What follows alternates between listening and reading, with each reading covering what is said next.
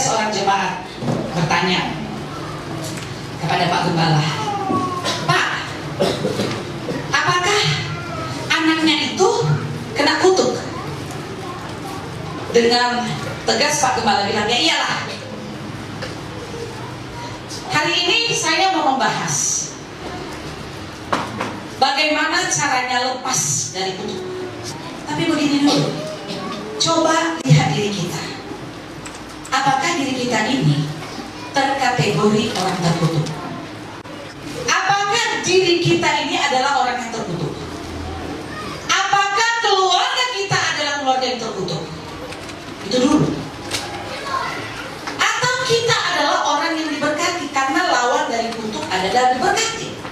Apakah kita ini adalah pribadi yang diberkati, atau keluarga kita ini adalah keluarga yang diberkati? Cirinya apa? Ya. Jadi hari ini saya menyampaikan firman Tuhan, karena firman Tuhan itu menurut 2 Timotius 3 ayat 16 untuk mendidik orang dalam kebenaran. Dalam terjemahan bahasa Indonesia masa kini mungkin lebih gampang ya saya baca ya. Manfaat firman Tuhan itu untuk mengajarkan yang benar. Ya. Jadi kalau saya berdiri di mimbar ini harus ada 4 hal ini berganti-gantian. Ya.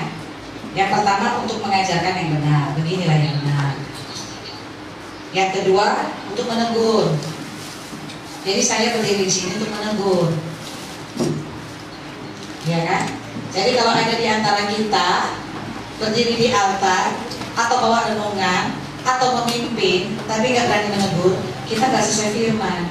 Apalagi kalau ditegur dan melawan, itu lebih parah lagi. Oke? Yang ketiga, membetulkan yang salah.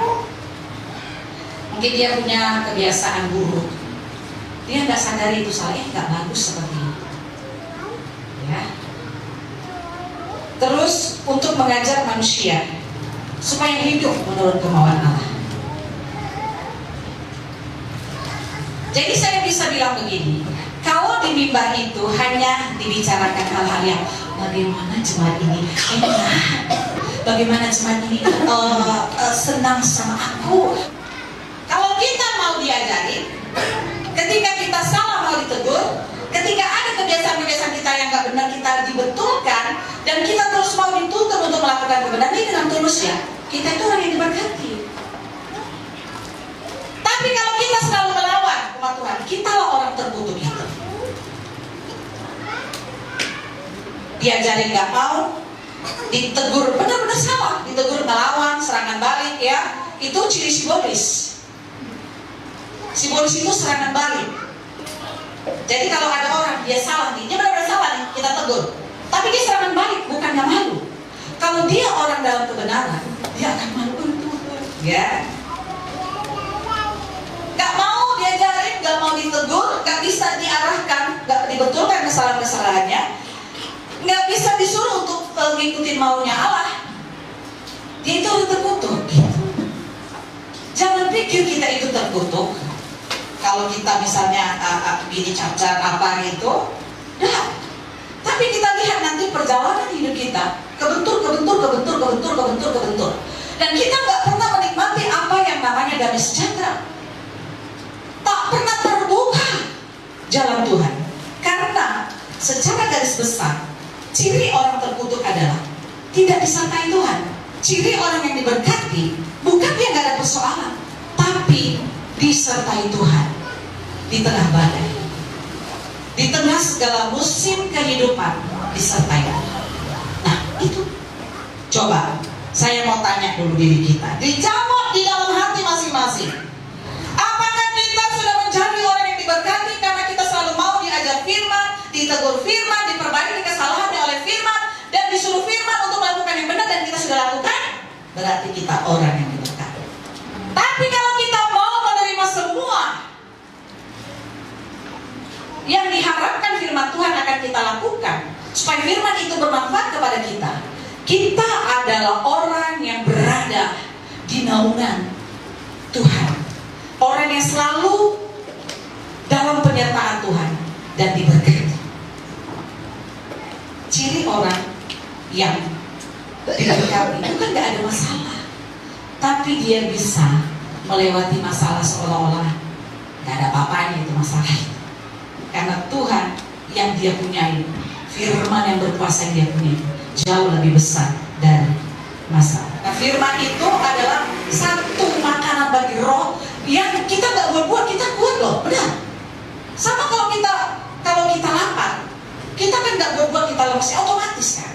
Sebaliknya begitu kita makan, ya kan, 4 sehat 5 sempurna, makan buah, makan susu segar, ya, full vitamin, kita gak buat-buat, kita buat kan. Seperti itu orang kalau di dalam hidupnya dia melakukan firman, dia makan firman itu, gak dibuat-buat, itu dia buat. Mana firman itu? Mana tunjukkan yang sudah mengajar dirimu, yang sudah menegur?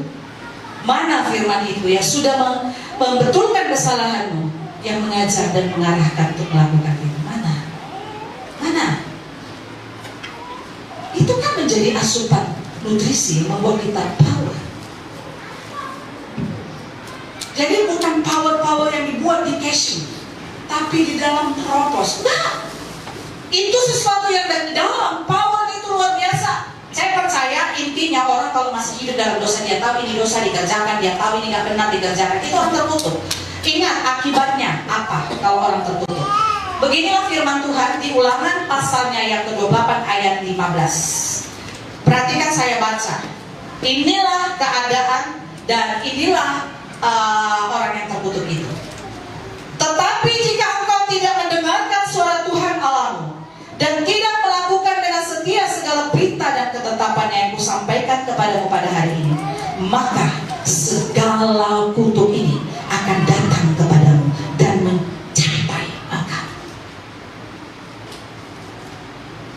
Hai orang Kristen, datang gereja tapi tidak pernah mau dikerjakan firman. Ya ini segala kutuk ini.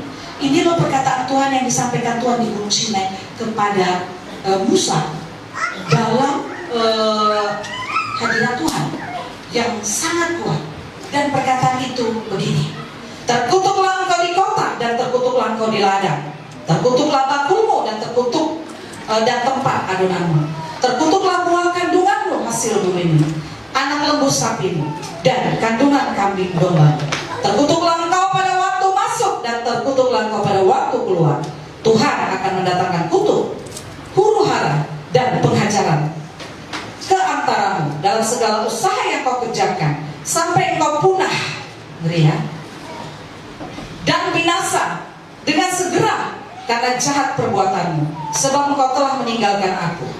Tuhan akan meletakkan penyakit sampar kepadamu, sampai dihabiskannya engkau dari tanah kemana engkau pergi untuk mendudukinya. Tuhan akan menghajar engkau dengan batu kering, demam kepialu, sakit radang, kekeringan, hama dan penyakit gandum. Semuanya itu akan memburung engkau sampai engkau binasa. Juga langit yang di atas kepalamu akan menjadi tembaga, dan tanah yang di bawah pun menjadi besi. Tuhan akan menurunkan hujan abu dan debu ke atas negerimu. Dari langit akan turun semuanya itu ke atasmu sampai engkau punah. Tuhan akan membiarkan engkau terpukul kalah oleh musuhmu. Bersatu jalan engkau akan keluar menyerang mereka, tetapi bertujuh jalan engkau akan lari dari depan mereka, sehingga engkau menjadi kengerian bagi segala kerajaan di bumi. Mayatmu akan menjadi makanan segala burung di udara, serta binatang-binatang di bumi, dengan tidak ada yang mengganggunya. Tuhan akan mengajar engkau dengan barah Mesir, dengan borok, dengan kedal dan kudis, yang daripadanya engkau tidak dapat sembuh. Tuhan akan mengajar engkau dengan kegilaan, kebutaan, dan kehilangan akal, sehingga engkau meraba-raba pada waktu tengah hari, seperti seorang buta meraba-raba di dalam gelap. Perjalananmu tidak akan beruntung, tetapi engkau selalu diperas dan dirampasi, dengan tidak ada seorang yang datang menolong. Engkau akan bertunangan dengan seorang perempuan, tetapi orang lain akan menidurinya.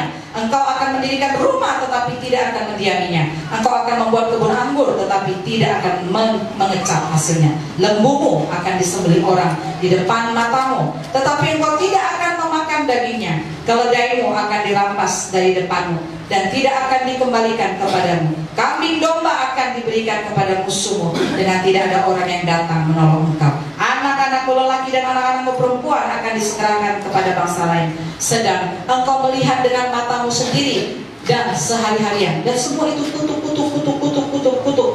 Dan 45, langsung dia 45. Segala kutuk itu akan datang ke atasmu, memburu engkau dan mencapai engkau, sampai engkau punah, karena engkau tidak mendengarkan suara Tuhan Allahmu, dan tidak berpegang pada perintah dan ketetapan yang diperintahkannya kepadamu. Semuanya itu akan menjadi tanda dan mujizat di antaramu dan di antara keturunanmu untuk selamanya. Intinya apa? Kalau kita nggak mau melakukan apa yang dibilang firman, kebanyakan kan orang Kristen itu yang penting banyak teman untuk melawan firman udah oke. Kita ini jangan berpatokan kepada banyaknya orang, tetapi kita berpatokan kepada apa yang Tuhan mau. Pada zaman dulu kebanyakan orang jahat ya, tapi itu berusaha untuk benar di hadapan Tuhan. Kan orang seringkali yang tidak punya prinsip hidup, yang memang di hatinya dia bukan orang yang pengen menjadi orang yang menyenangkan hati Tuhan, dia nggak sadar dia sedang memasukkan dirinya ke dalam kategori orang-orang terkutuk. Udah tahu dosa dikerjain, kita harus sadari, kita harus tahu, oh ternyata aku ini adalah pribadi yang terkutuk. Oh pantesan. Oh ternyata aku ini adalah keluarga aku ini menjadi terkutuk gara-gara. Apalagi seorang kepala keluarga. Perhatikan seorang kepala keluarga apa yang mau lakukan.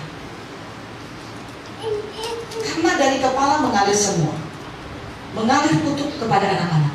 Makanya firman Tuhan berkata bahwa Tuhan membalaskan kesalahan bapa kepada anak-anaknya, kepada keturunan yang ketiga dan keempat dari orang-orang yang membenci dia. Ya syukur-syukur kalau bapaknya menjadi pendua syafaat, ada yang melindungi. Makanya kalau kalian sudah dibaptis anak-anak muda, kalian punya keluarga yang tidak bertobat, atau kita nih yang sudah berumah tangga seperti saya, dari keluarga besar Simanjuntak, itu keluarga yang terkutuk karena mereka selalu kutuk. Tapi saya membebaskan diri saya dari kutuk itu yang akan kita pelajari. Saya tidak lagi terjerat dalam kutuk itu. Nah kalau kita nanti sudah baptis, kita bertanggungjawabkan atas dosa kita sendiri, ya kan? Dan dari situ kita mulai melepaskan segala kutuk. Kutuk dari bapak kita yang gak bertobat, oknum kita yang gak bertobat, ya kan? Orang tua kita yang gak bertobat, keturunan yang ketiga yang gak bertobat, nah, ya seperti itu. Jadi kita lepaskan diri kita dari semua itu dan kita menjadi orang yang merdeka dan kita menjadi orang yang diberkati Tuhan. Di Ulangan pasal yang ke-28 mulai ayat 1, ya, begini ciri orang yang diberkati. Kita perhatikan, jika engkau baik-baik mendengarkan suara Tuhan Allahmu dan melakukan dengan setia segala perintahnya yang kusampaikan kepadamu pada hari ini, maka Tuhan Allahmu akan mengangkat engkau di atas segala bangsa di bumi. Segala berkat ini akan datang kepadamu dan menjadi bagianmu jika engkau mendengarkan suara Tuhan Allahmu. Diberkatilah engkau di kota dan diberkatilah engkau di ladang. Diberkatilah buah kandunganmu, hasil bumimu, dan hasil ternakmu, yakni anak lembu sapimu dan kandungan kambing dombamu. Diberkatilah bakumu dan tempat adonanmu. Diberkatilah engkau pada waktu masuk dan diberkatilah engkau pada waktu keluar. Tuhan akan membiarkan musuhmu yang maju berperang melawan engkau terpukul kalah olehmu. Bersatu jalan mereka akan menyerang engkau. Halo, ya, musuh-musuh yang ngejatin kita, mengumpulkan tenaga, ya kan, mau menyerang kita. Tapi kata Tuhan, tetapi bertujuh jalan mereka akan lari daripadamu. Wow. Tuhan akan memerintahkan berkat ke atasmu, di dalam lumbungmu dan di dalam segala usahamu. Ia akan memberkati engkau di negeri yang diberikan kepada oleh Tuhan Allah. Tuhan akan menetapkan engkau sebagai umatnya yang kudus, seperti yang dijanjikannya dengan sumpah kepadamu, jika engkau berpegang pada perintah Tuhan Allahmu dan hidup menurut jalan yang ditunjukkannya. Maka segala bangsa di bumi akan melihat bahwa nama Tuhan telah disebut atasmu, dan mereka akan takut kepadamu. Juga Tuhan akan melimpahi engkau dengan kebaikan dalam buah kandunganmu, dalam hasil ternakmu, dan dalam hasil bumimu, di tanah yang dijanjikan Tuhan dengan sumpah kepada nenek moyangmu untuk memberikannya kepadamu. Tuhan akan membuka bagimu perbendaharaannya yang melimpah. Wow, ya kan? Yakni langit untuk memberi hujan bagi tanahmu pada masanya, dan memberkati segala pekerjaanmu. Amin. Sehingga engkau memberi pinjaman kepada banyak bangsa, tetapi engkau sendiri tidak meminta pinjaman. Tuhan akan mengangkat engkau engkau menjadi kepala dan bukan menjadi ekor. Engkau akan tetap naik dan bukan turun. Apabila engkau mendengarkan perintah Tuhan Allahmu yang kusampaikan pada hari ini, kau lakukan dengan setia. Dan apabila engkau tidak menyimpang ke kanan atau ke kiri dari segala perintah yang kuberikan kepadamu pada hari ini, dengan mengikuti Allah lain dan beribadah kepadanya. Nah, itulah perkataan yang ditaruhkan Tuhan di mulut Musa. Bagi orang Israel yang taat, inilah bagianmu. Bagi Israel yang jujur-jujur itu, inilah bagianmu. Dan itu nyata ketika mereka dalam perjalanan ke Kanaan, yang mau menjadi orang yang diajari firman Tuhan, yang mau menjadi orang yang ditegur, diperbaiki, disuruh melakukan seperti yang diperintahkan Tuhan, walau gak masuk akal, tapi dia berjuang.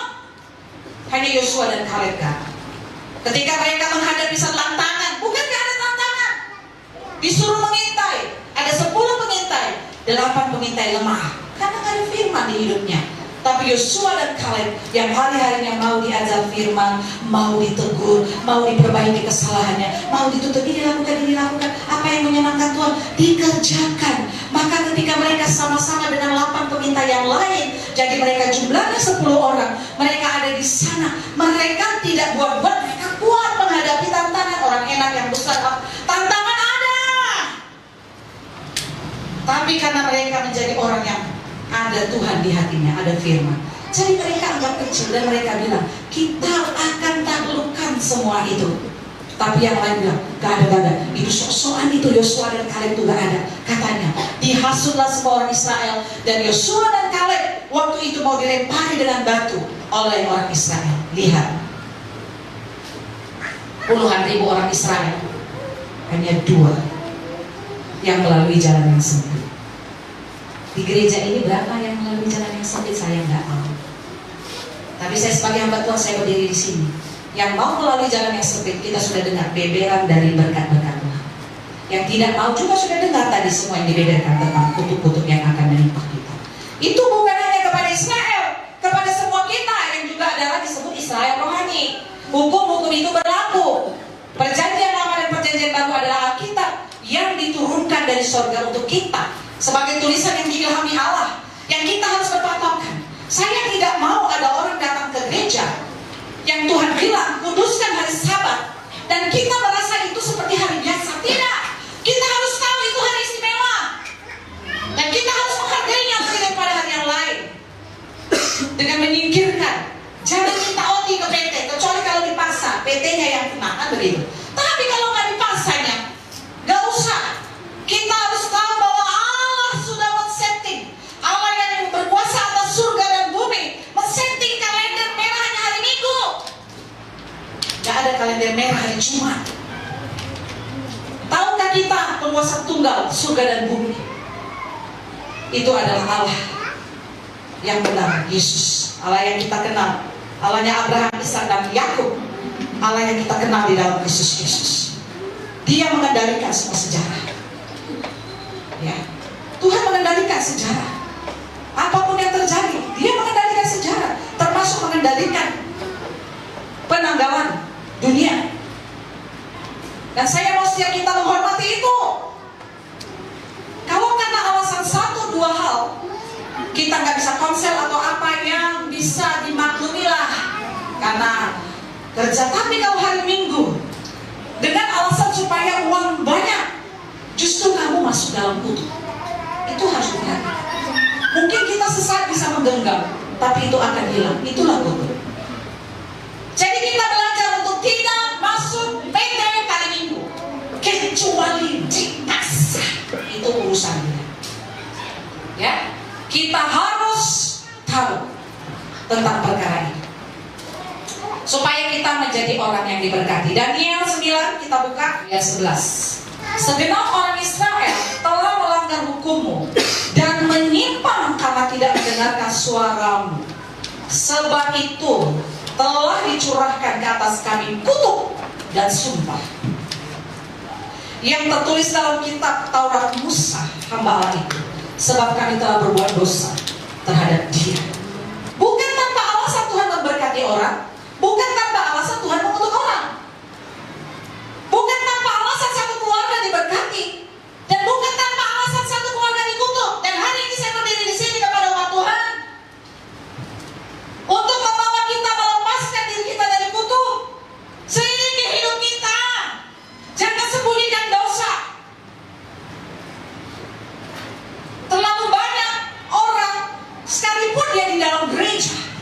Tapi dia mempoles kasihnya indah, tapi di hatinya busuk, penuh kedurjanaan, penuh kemunafikan.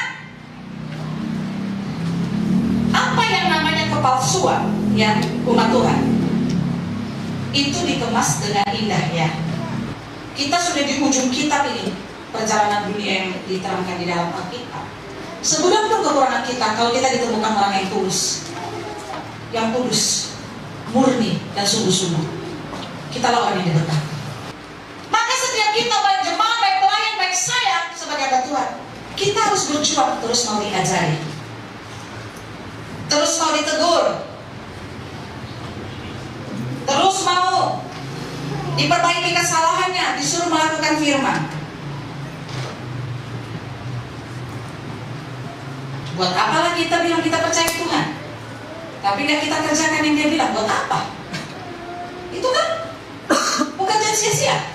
Jangan jadi Kristen yang simbol, ya. Nanti kita dibuang. Waktu ini jalan terus, saya harus dengung-dengungkan itu. Karena kita sepele, kita melihat sekarang aman kok sekarang. Oke, kamu sedang menimbun bara api di kepalamu sendiri. Kalau kamu sombong, aman kok. Kan aku makan, aku bisa ini, aku bisa merubah, aku bisa ini. Ya, keangkuhanmu akan kau sendiri. 2 Petrus pasalnya yang kedua ayat 14. Mata mereka penuh nafsu jinah, dan mereka tidak pernah jemu berbuat dosa. Mereka memikat orang yang lemah. Hati mereka telah terlatih dalam keserakahan. Mereka adalah orang-orang yang terkutuk. Jadi di Alkitab disebut siapa tuh orang-orang terkutuk? Itu tuh, ya. Kita harus tahu. Jangan orang yang hari-harinya melakukan zina, buat cabul, untuk suatu spek, nonton situs porno, orang memang nggak tahu, dan kamu merasa kamu orang diberkati, terkutuk katanya. Yang buka-buka situs porno, jangan bilang kamu orang diberkati, terkutuk. Mata mereka penuh nafsu zina, dan mereka tidak pernah jemu berbuat dosa, nggak capek-capek buat dosa. Mereka memikat orang-orang yang lemah. Hati mereka telah terlatih dalam keserakahan. Mereka adalah orang-orang terkutuk. Orang apa? Jangan ada lagi buka situs-situs porno ya. Kalau lewat dari handphonemu, cari Yesus. Jangan malah kau cari-cari. Ya kan? Lagi capek nih. Mana itu ya? Dan lihat dulu. Kamu jadi orang terkutuk.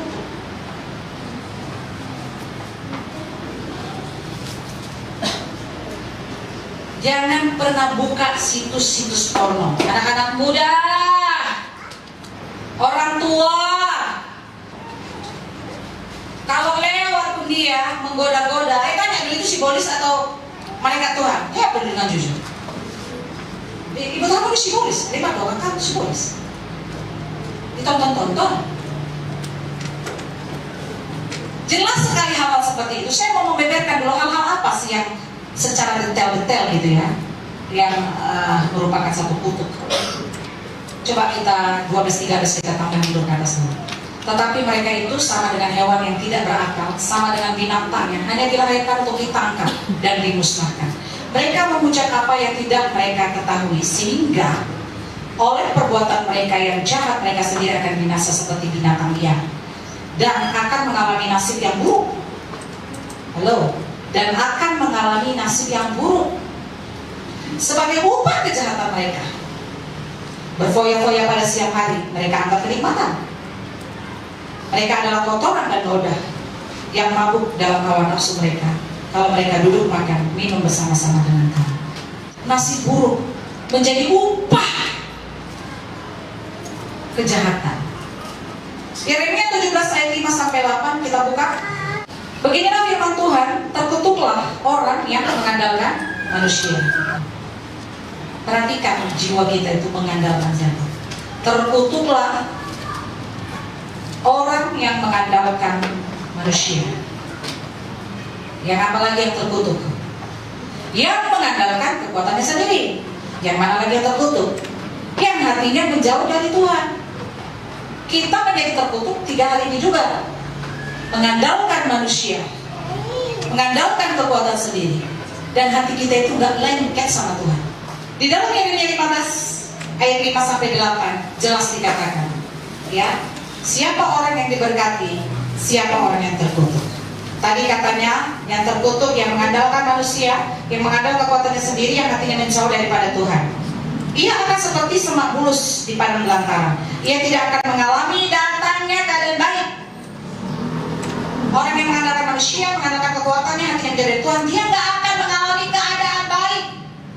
Tidak akan mengalami keadaan baik. Pas saya bilang firman kan? Ia akan tinggal di tanah angus, di padang gurun, di negeri padang asing yang tidak berpenduduk. Tapi ayat 7, diberkatilah orang yang mengandalkan Tuhan, yang menaruh harapannya pada Tuhan. Apa-apa Tuhan, apa-apa Tuhan. Ia akan seperti pohon yang ditanam di tepi air. Wah, kalau pohon di tepi air gimana? Tahu kan?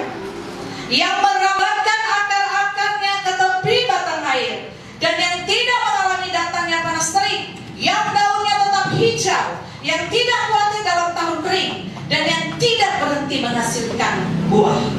Itu orang diberkati. Kalau dia tidak mengandalkan manusia, mengandalkan kekuatan dan hatinya menjauh dari Tuhan, dia akan diberkati. Tidak ada perkataan Tuhan, kamu akan diberkati kalau kamu sarjana, kamu akan diberkati kalau kamu ganteng atau cantik, kamu akan diberkati kalau status sosialmu bagus. Tidak. Siapa orang yang diberkati? Diberkatilah orang yang mengandalkan Tuhan dan yang menaruh harapannya pada Tuhan. Mazmur 1 ayat 1 sampai 3 saya baca. Berbahagialah orang yang tidak berjalan menurut nasihat orang fasik, yang tidak berdiri di jalan orang berdosa. Perhatikan di mana kau duduk, perhatikan di mana kau berdiri, jangan dalam kumpulan para penggosip. Perhatikan lidah-lidah yang lidahnya itu ada setannya di dalam. Berbahagialah orang yang tidak berjalan menurut nasihat orang fasik, yang tidak berdiri di jalan orang berdosa, dan yang tidak duduk dalam kumpulan pencemooh, tetapi yang kesukaannya Taurat Tuhan, dan yang merenungkan Taurat itu siang dan malam. Ia seperti pohon yang ditanam di tepi aliran air, yang menghasilkan buahnya pada musimnya, dan yang tidak layu daunnya. Apa saja yang diperbuatnya berhasil. Ya. Apa saja yang diperbuatnya berhasil. Itu juga tadi yang dikatakan dalam Yeremia. Diberkatilah orang yang mengandalkan Tuhannya seperti pohon yang ditanam di tepi aliran air. Daud juga berkata demikian dalam kitab Mazmur, yang diilhami Tuhan kepada Daud pada saat dia bermazmur. Katanya orang yang hatinya kepada Tuhan, yang selalu merenungkan firman Tuhan siang dan malam, bukan merenungkan dosa, bagaimana nanti aku yang membalas dendam, bukan itu yang direnungkan. Bagaimana nanti aku yang untuk bisa selingkuh, bukan itu yang direnungkan. Bagaimana nanti aku ya supaya bisa begini, bagaimana nanti aku supaya bisa mencuri, bagaimana nanti, bukan itu yang direnungkan. Bukan dosa, bahkan bukan kejahatan orang yang direnungkan, tapi yang direnungkan adalah firman Tuhan siang dan malam. 1 Yohanes 1 ayat 9. Jika kita mengaku dosa kita, maka Ia adalah setia dan adil, sehingga Ia akan mengampuni segala dosa kita dan menyucikan kita dari segala kejahatan. Firman Tuhan juga berkata dalam kitab Yesaya, sekalipun dosamu merah seperti kirmizi, akan menjadi putih seperti salju. Sekalipun berwarna merah seperti kasubah, akan menjadi putih seperti bulu domba. Tidak ada dosa yang Tuhan gak akan selesaikan kalau kita mengakui. Tapi walaupun Tuhan Yesus sudah mati di kayu salib, kita gak mengakui dosa kita tetap. Kan karena adanya permintaan ampun, karena dimintakan ampunilah dan diakui, baru dikasih pengampunan. Lah kalau bukan minta pengampunan, dari mana pula dosamu diampuni? Kalau nonton situs-situs porno terus nggak pernah minta ampun, ya dosanya tetap lah. Ya kalau dosamu tetap, ya kau terkutuk lah. Jadi bagaimana segala kutuk-kutuk dosa itu lepas? Ya kita datang sama Tuhan di kayu salib minggu kemarin, semua sudah diselesaikan Tuhan. Tidak ada dosa kita yang terlalu berat yang Tuhan tidak bisa selesaikan. Yang Tuhan bilang, dosa ini terlalu parah, gak mau aku ampuni. Gak ada ceritanya. Sekalipun dosa merah seperti ini, jangan salah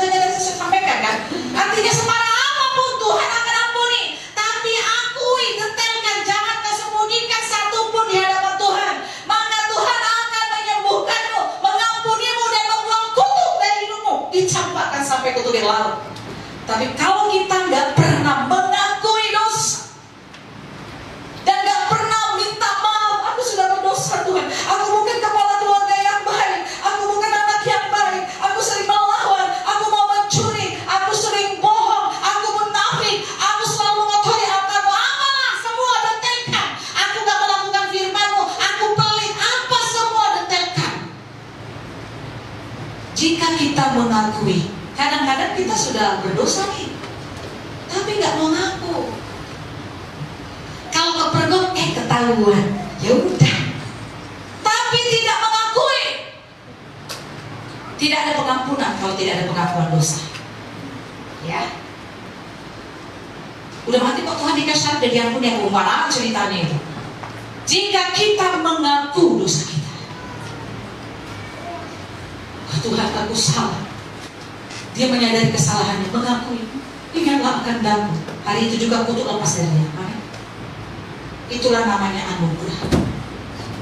Atas sempurna anugerah Tuhan bagiku sempurna. Bagi orang-orang yang diberkati, anugerah Tuhan itu sempurna, mengalir dalam hidupnya. Contoh gini ya, Daud, Raja Daud ketika berdosa, dia berzina sama istrinya Uria, Batseba. Ya, kemudian disuruh Tuhan, Nabi datang menegur dia. Apa responnya? Kita coba baca Alkitab. Saya mau kita rajin baca Alkitab ya, supaya kita lebih diberkati Tuhan. Ya, karena kita kan mau terhubung. Salah satu hati kita yang tidak menjauh dari Tuhan karena kita kan baca kitab, ya kan? Berarti hati kita nggak menjauh dari Tuhan. Nah, Daud ketika ditegur oleh Nabi Nathan, dia bilang, aku telah berdosa kepada Tuhan. Di depan Nabi, dia hancur. Aku telah sangat berdosa. Dia tidak mengalami kutuk,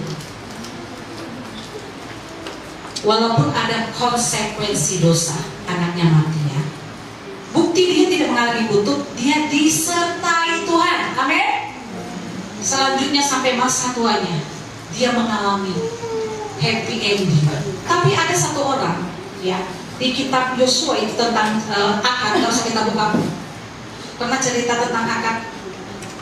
Begini ceritanya. Tuhan sudah bilang, mereka menjarah satu bangsa yang disuruh Tuhan untuk ditumbas. Tapi semua barang-barang jarah itu khususkan untuk Tuhan. Sudah ada ketetapan. Jadi kalau sudah ada ketetapan Tuhan yang dilanggar itu kutuk. Jadi karena ada satu orang melanggar, karena ini mewakili perjuangan bangsa, bukan perjuangan pribadi, perjuangan bangsa. Satu orang buat dosa, yaitu Akan. Dia ambil harta, tergiur dia dengan perak, dengan apalah gitu ya kan, logam-logam mulia, disembunyikannya di kemahnya, digalinya lubang disembunyikannya. Pasti anak istrinya juga dia, mereka satu kemah kan gitu. Gak ada juga, oh jangan gitu Pak, atau istrinya, atau anak-anak Pak balikan, atau istrinya, gak ada. Ya, terus perang lagi mereka, kalah mereka. Yosua bilang, kenapa kau permalukan kami Tuhan? Kenapa kami kalah? Sudahlah Yosua, kata Tuhan, jangan kau sedih. Kumpulkan umat Israel besok pagi. Kumpulkanlah di satu tempat lapangan lah gitu ya. Aku nanti akan menunjukkan kepadamu siapa yang berbuat dosa. Jadi diumumkan, nanti besok kita kumpul ya. Karena ada di antara kita yang berbuat dosa dengan mengambil barang-barang jarahan. Seharusnya kalau sudah diumumkan, sebelum besoknya langsung datang, kalau akan baik ya kan. Akan gak mengakuinya kepada Yosua. Mati dia dan keluarganya. Ini bukan sikap mengakui dosa. 1 Yohanes 1 ayat 9. Sekali lagi, walaupun Tuhan Yesus sudah mati di kayu salib, dosa kita itu tetap ada kalau kita tidak mengakuinya dengan tulus dan tuntas. Jangan kayak Adam dan Hawa. Ya kan? Ada kenapa? Ini karena si Hawa ini ya. Udah kalau berdosa lah, nggak usah. Tapi nggak usah permanis. Itu tandanya nggak bertobat, benar. Kalau orang di sana itu kesalahannya, tapi kan itu nggak bertobat dan kutukmu tetap ada. Saya ajari ya, kutukmu tetap ada. Kalau mau ngakui dosa, tulus, tuntas, jangan persalah-persalahkan orang seperti Adam menyalahkan Hawa menyalahkan ular, kan kena kutuk mereka kan. Akui dosamu di hadapan Tuhan dengan tulus, dengan jujur, hari itu juga pengampunan terjadi. Sama seperti pengampunan yang diberikan Tuhan kepada Raja Daud. Dia bilang, Tuhan telah mengampuni dosamu, kata Nabi Natan. Tetapi karena engkau telah menista Tuhan dengan perbuatan, engkau harus menanggung konsekuensinya. Bahwa anak yang dikandung Betsheba mati. Alkitab katakan, jika kita mengaku dosa kita seperti Raja Daud, jangan seperti Akan. Sudah tahu dia mau dia berdosa, tapi dia masih sembunyi. Jangan-jangan gak tahu nih Tuhan Tuhan itu. Oh, gak tahu itu, masih berkelit. Kutuk itu menimpamu dan tidak akan lepas dari. Kalau kita mau benar lepas, sekalipun kejahatan kita dahsyat, luar biasa, kita harus mengakui dosa dengan tulus, dengan tuntas. Jangan kau sembunyikan seujung kuku pun, beberkan supaya lepas kutuk itu. Ayub pasalnya yang ke-42 ayat yang ke-7, perhatikan. Setelah Tuhan mengucapkan firman itu kepada Ayub, maka firman Tuhan kepada Elifas orang teman, murkaku menyala terhadap engkau dan terhadap kedua sahabatmu, karena kamu tidak berkata benar tentang aku seperti hambaku Ayub. Oleh sebab itu, ambillah 7 ekor lembu jantan dan 7 ekor domba jantan, dan pergilah kepada hambaku Ayub. Lalu persembahkanlah semuanya sebagai korban bakaran untuk dirimu, dan baiklah hambaku Ayub meminta doa untuk kamu, karena hanya permintaannya yang akan kuterima, supaya aku tidak melakukan aniaya terhadap kamu, sebab kamu tidak berkata benar tentang aku seperti hambaku Ayub. Saya menyelidiki Alkitab, apa yang dikatakan Elifas, Zophar, dan siapa? Bildad. Ketika Ayub mengalami masalah itu, malah dia bilang, kau tahu nggak kenapa Tuhan memperlakukanmu seperti itu? Itu karena kefasikan. Maka kau bertobatlah, karena itunya Tuhan. Jadi Tuhan gak setuju, enggak lah, aku melakukan semua itu kepada Ayub bukan karena kefasikan, tapi ujian. Apa sih beda kutuk dan ujian? Kalau kutuk jelas seperti akan mati langsung lenyap. Tapi kalau ujian itu adalah cara untuk menaikkan level. Bukankah setelah Ayub berhasil menaikkan level, melewati ujian, keadaannya lebih baik?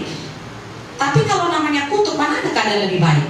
Yang kutuk sampai mampus, kecuali kalau dia melepaskan kutuk-kutuk dosa itu dalam doa sampai mampus. Kan katanya tadi dalam Ulangan itu, sampai kamu punah, sampai kamu binasa. Makanya Tuhan bilang, kamu tidak berkata benar tentang aku seperti Ayub. Ayub berkata benar kepada Tuhan, karena dia bilang, dengan telanjang aku datang, dengan telanjang aku akan kembali. Terpujilah Tuhan. Dan Alkitab katakan, dalam hal ini Ayub tidak berbuat dosa. Amin.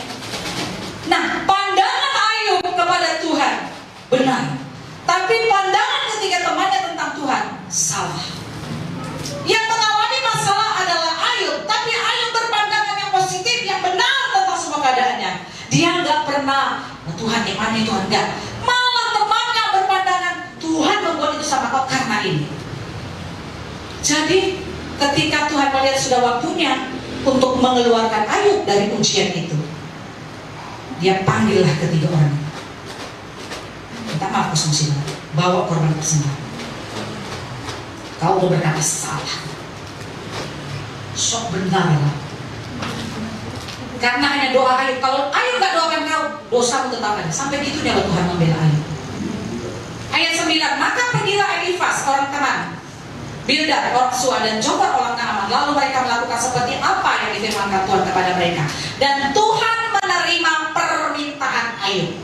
Kalau kalian berdosa sama orang, jangan bilang yang penting aku ngakui dosaku sama Tuhan. Enggak, kamu akui sama Ayub. Kamu akui sama orang bersangkutan dengan tuntas detail, maka kutuk lepas. Kalau enggak, kutuk tetap ada. Kepada siapa kamu salah? Yang penting aku udah minta ampun sama Tuhan. Mana ada? Kalau kita salah, kita datang ke hadapan Tuhan, kita mengakui kesalahan kita. Dan kalau kita bersalah kepada saudara kita seiman, datang akui kesalahanmu. Malah kan aku tidak, aku ngutang uangmu kemarin 10 juta aku lupa-lupakan, minta maaf. Segala hal yang gak benar kita selesaikan sama yang bersangkutan, dan akui dengan jujur, supaya kutuk dosa itu lepas. Begitu caranya. Kadang-kadang kita nggak sadar bahwa kutuk itu sudah merayap kayak apa? Kayak rayap yang menggerogoti kayu. Tiba-tiba kita nggak sadar. Di rumah kami ada rayap. Saya nggak tahu ada rayap di satu lapis lemari yang di dapur itu, ya, kitchen set kami itu. Terus pas saya mengaku ini, ternyata di dalam udah banyak rayap. Seperti itu bisa kita nggak sadari. Sudah masuk semua kutuk-kutuk itu seperti rayap. Akhirnya saya buang. Di dalam sudah kosong semua. Seperti itu kutuk mengerjakan segala dosa-dosa dan kesalahan kita. Ciptakan hati yang tulus, ciptakan hati yang bersih, ciptakan hati yang tulus. Anak-anak, supaya masa depanmu diberkati Tuhan, perhatikan. Ya, kita juga orang tua, lepaskan diri kita dari kutuk-kutuk dosa.